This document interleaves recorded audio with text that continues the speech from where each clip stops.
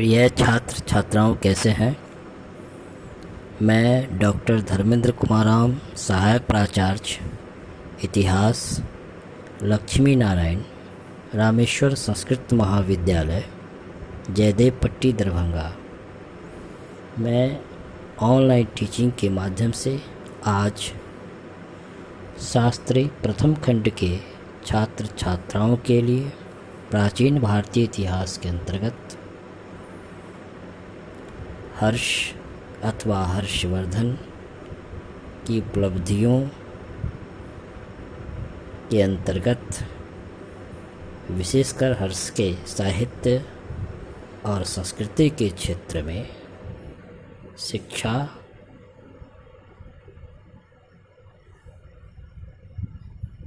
के क्षेत्र में क्या योगदान रहा, इस पर हम लोग आज चर्चा करेंगे।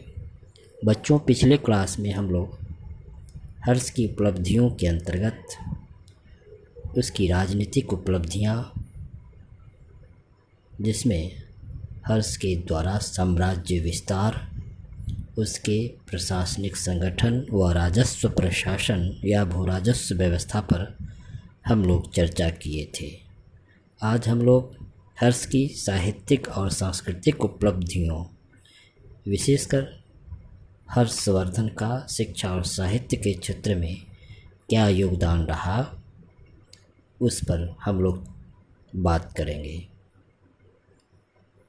हर्षवर्धन ने राजनीति के तरह ही शिक्षा, साहित्य और संस्कृति के विकास में महत्वपूर्ण योगदान दिया।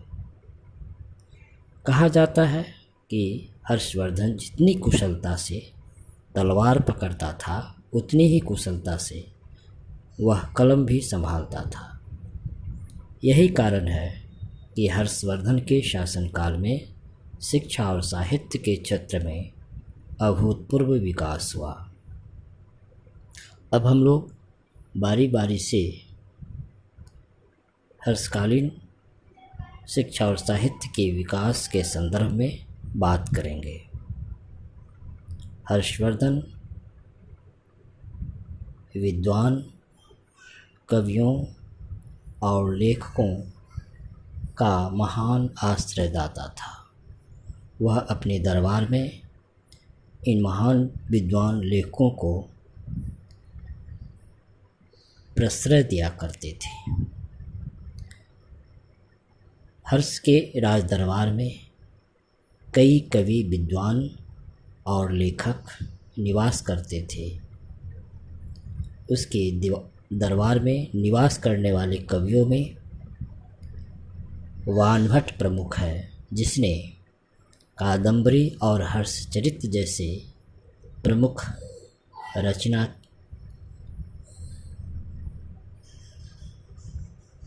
की थी। हर्षवर्धन के दरबार में वानभट्ट के अलावे अन्य कवियों में मातंग, दिवाकर और मयूर जैसे प्रमुख कवि थे। साथ ही इनके दरबार में शीलभद्र नामक विद्वान कई विद्वानों में से एक हुआ करता था। मयूर ने सूर्य शतक नामक पुस्तक की रचना की थी। हर्षवर्धन के दरबार में निवास करने वाला एक अन्य प्रमुख विद्वान जयसेन था, जो शब्द विद्या, भूगोल, गणित और चिकित्सा शास्त्र का प्रकांड विद्वान माना जाता था। बच्चों, हम लोग जानते हैं कि हर्ष स्वयं एक उच्च कोटि का विद्वान था। हर्षवर्धन ने स्वयं रत्नावली, प्रियदर्शिका तथा नागनंदा नामक 3 प्रसिद्ध नाटकों की रचना की थी। यही कारण है कि 11वीं शताब्दी का प्रसिद्ध लेखक सोइढल ने अपनी रचना अवंती सुंदरी कथा में हर्ष को कविंद्र कहा है, जबकि जयदेव ने उसे कालिदास और भास के समान विद्वान माना है। इतना ही नहीं, हर्षवर्धन ने बौद्ध शिक्षा और दर्शन के क्षेत्र में भी प्रमुख योगदान दिया।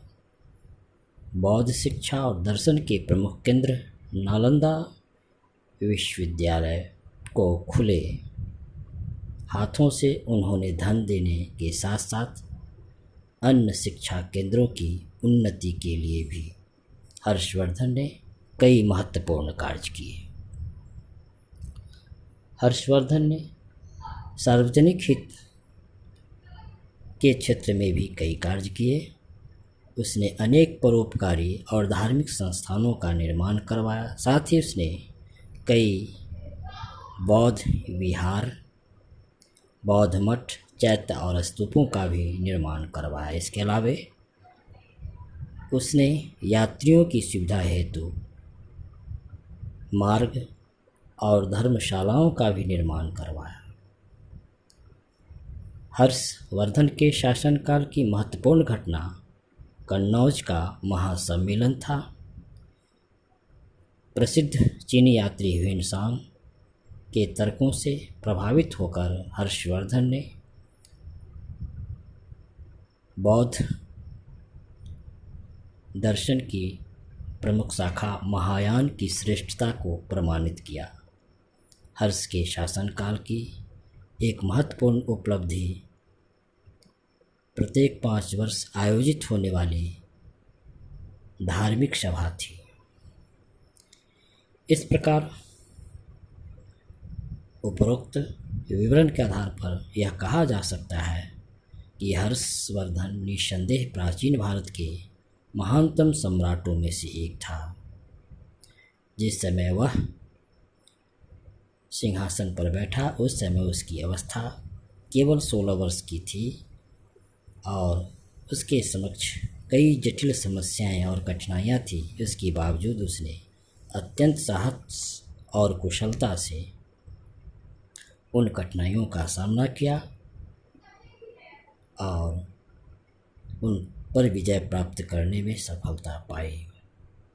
तो बच्चों, आज हम लोग हर्षवर्धन के उपलब्धियों के अंतर्गत विशेषकर साहित्यिक और सांस्कृतिक के क्षेत्र में, विशेषकर शिक्षा और साहित्य के क्षेत्र में क्या योगदान रहा उस पर चर्चा किए। धन्यवाद।